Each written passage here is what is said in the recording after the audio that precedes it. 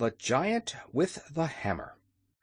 The road led for a time through a pretty farm country, and then past a picnic grove that was very inviting, but the procession continued to steadily advance until Billina cried in an abrupt and commanding manner, "Wait! Wait!" Ozma stopped her chariot so suddenly that the Scarecrow's Sawhorse nearly ran into it, and the ranks of the army tumbled over one another before they could come to a halt. Immediately the yellow hen struggled from Dorothy's arms and flew into a clump of bushes by the roadside. "What's the matter?" called the Tin Woodman anxiously. "Why, Billina wants to lay her egg, that's all," said Dorothy.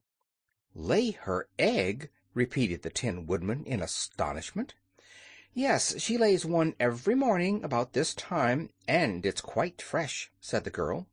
"But does your foolish old hen suppose that this entire cavalcade, which is bound on an important adventure, is going to stand still while she lays an egg?" inquired the Tin Woodman earnestly.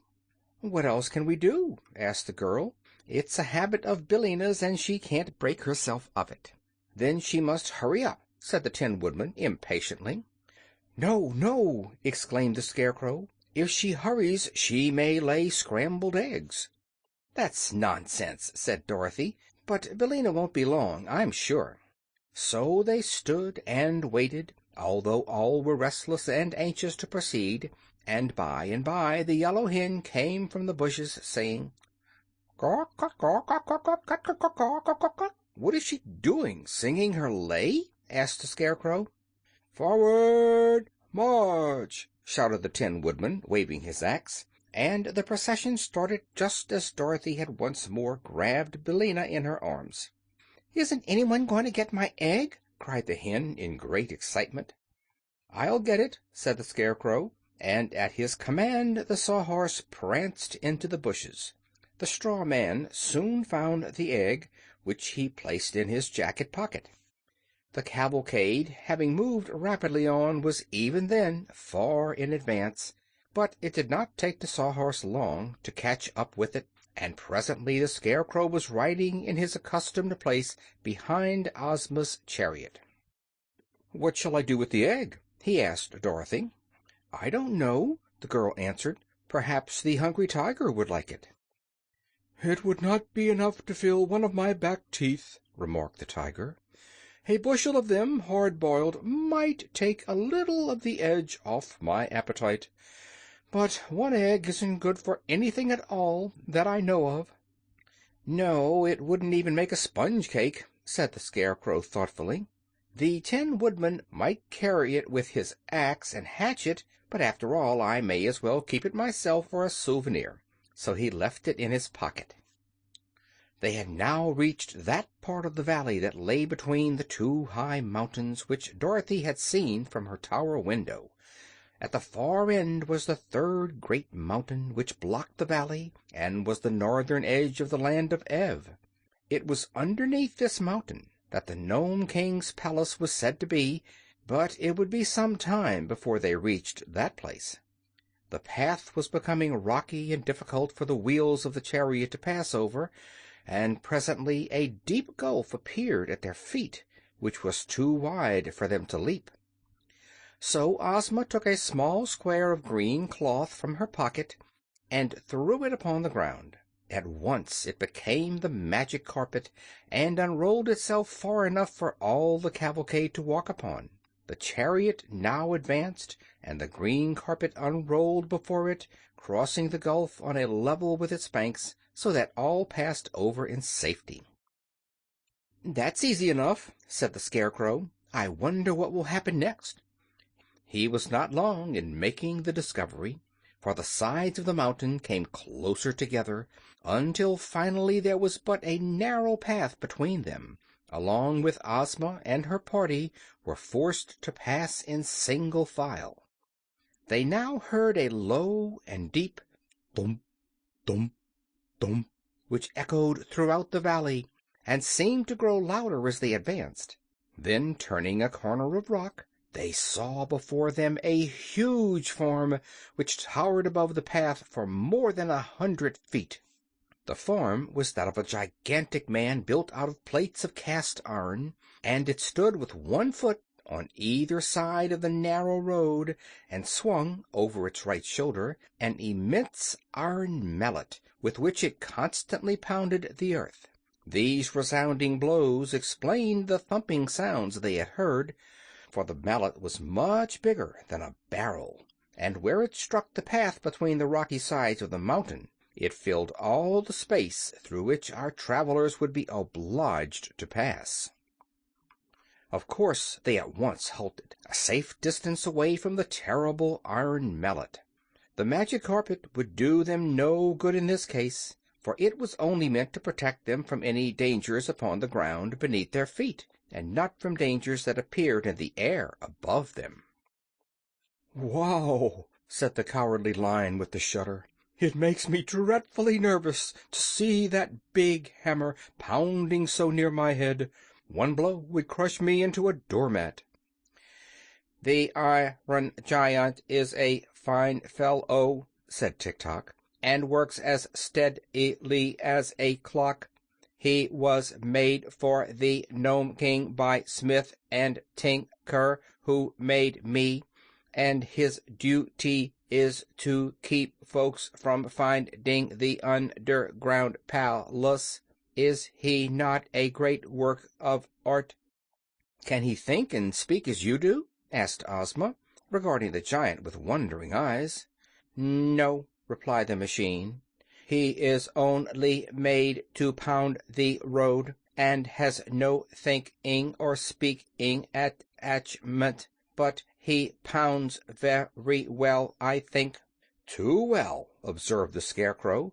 "He is keeping us from going farther. Is there no way to stop his machinery?" "Only the Nome King, who has the key, can do that," answered Tik-Tok. "Then," said Dorothy anxiously, "what shall we do?" "Excuse me for a few minutes," said the Scarecrow, "and I will think it over." He retired then to a position in the rear, where he turned his painted face to the rocks and began to think. Meanwhile the giant continued to raise his iron mallet high in the air and strike the path terrific blows that echoed through the mountains like the roar of a cannon. Each time the mallet lifted, however, there was a moment when the path beneath the monster was free, and perhaps the Scarecrow had noticed this, for when he came back to the others he said, "The matter is a very simple one, after all. We have but to run under the hammer one at a time when it is lifted, and pass to the other side before it falls again." "It will require quick work if we escape the blow," said the Tin Woodman with a shake of his head. "But it really seems the only thing to be done. Who will make the first attempt?" They looked at one another hesitatingly for a moment. Then the Cowardly Lion, who was trembling like a leaf in the wind, said to them, "I suppose the head of the procession must go first, and that's me. But I'm terribly afraid of the big hammer." "What will become of me?" asked Ozma. "You might rush under the hammer yourself, but the chariot would surely be crushed." "We must leave the chariot," said the Scarecrow. "But you two girls can ride upon the backs of the Lion and the Tiger." So this was decided upon, and Ozma, as soon as the Lion was unfastened from the chariot, at once mounted the beast's back and said she was ready. "Cling fast to his mane," advised Dorothy. "I used to ride him myself, and that's the way I held on." So Ozma clung fast to the mane, and the Lion crouched in the path and eyed the swinging mallet carefully until he knew just the instant it would begin to rise in the air. Then, before anyone thought he was ready, he made a sudden leap straight between the Iron Giant's legs, and before the mallet struck the ground again, the Lion and Ozma were safe on the other side. The Tiger went next. Dorothy sat upon his back and locked her arms around his striped neck, for he had no mane to cling to. He made the leap straight and true as an arrow from a bow, and ere Dorothy realized it she was out of danger and standing by Ozma's side. Now came the Scarecrow on the Sawhorse, and while they made the dash in safety, they were within a hair's breadth of being caught by the descending hammer. Tik-Tok walked up to the very edge of the spot the hammer struck, and as it was raised for the next blow, he calmly stepped forward and escaped its descent. That was an idea for the Tin Woodman to follow, and he also crossed in safety while the great hammer was in the air. But when it came to the 26 officers and the private, their knees were so weak that they could not walk a step. "In battle we are wonderfully courageous," said one of the generals, "and our foes find us very terrible to face. But war is one thing, and this is another. When it comes to being pounded upon the head by an iron hammer and smashed into pancakes, we naturally object." "Make a run for it," urged the Scarecrow. "Our knees shake so that we cannot run," answered a captain. "If we should try it, we would all certainly be pounded to a jelly." "Well, well," sighed the Cowardly Lion, "I see, friend Tiger, that we must place ourselves in great danger to rescue this bold army. Come with me, and we will do the best we can." So Ozma and Dorothy, having already dismounted from their backs, the Lion and the Tiger leaped back again under the awful hammer and returned with 2 generals clinging to their necks. They repeated this daring passage 12 times, when all the officers had been carried beneath the giant's legs and landed safely on the further side. By that time the beasts were very tired, and panted so hard that their tongues hung out of their great mouths. "But what is to become of the private?" asked Ozma. "Oh, leave him there to guard the chariot," said the Lion. "I'm tired out and won't pass under that mallet again." The officers at once protested that they must have the private with them, else there would be no one for them to command. But neither the Lion or the Tiger would go after him, and the Scarecrow sent the Sawhorse. Either the wooden horse was careless, or it failed to properly time the descent of the hammer, for the mighty weapon caught it squarely upon its head and thumped it against the ground so powerfully that the private flew off its back high into the air and landed upon one of the giant's cast-iron arms. Here he clung desperately while the arm rose and fell with each one of the rapid strokes. The Scarecrow dashed in to rescue his Sawhorse, and had his left foot smashed by the hammer before he could pull the creature out of danger. They then found that the Sawhorse had been badly dazed by the blow, for while the hard wooden knot of which his head was formed could not be crushed by the hammer, both his ears were broken off, and he would be unable to hear a sound until some new ones were made for him. Also, his left knee was cracked and had to be bound up with a string. Billina having fluttered under the hammer, it now remained only to rescue the private, who was riding upon the iron giant's arm high in the air.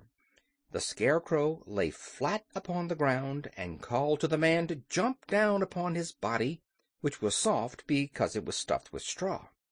This the private managed to do, waiting until the time when he was nearest the ground, and then letting himself drop upon the Scarecrow. He accomplished the feat without breaking any bones, and the Scarecrow declared he was not injured in the least. Therefore the Tin Woodman, having by this time fitted new ears to the Sawhorse, the entire party proceeded upon its way, leaving the giant to pound the path behind them. End of chapter 10.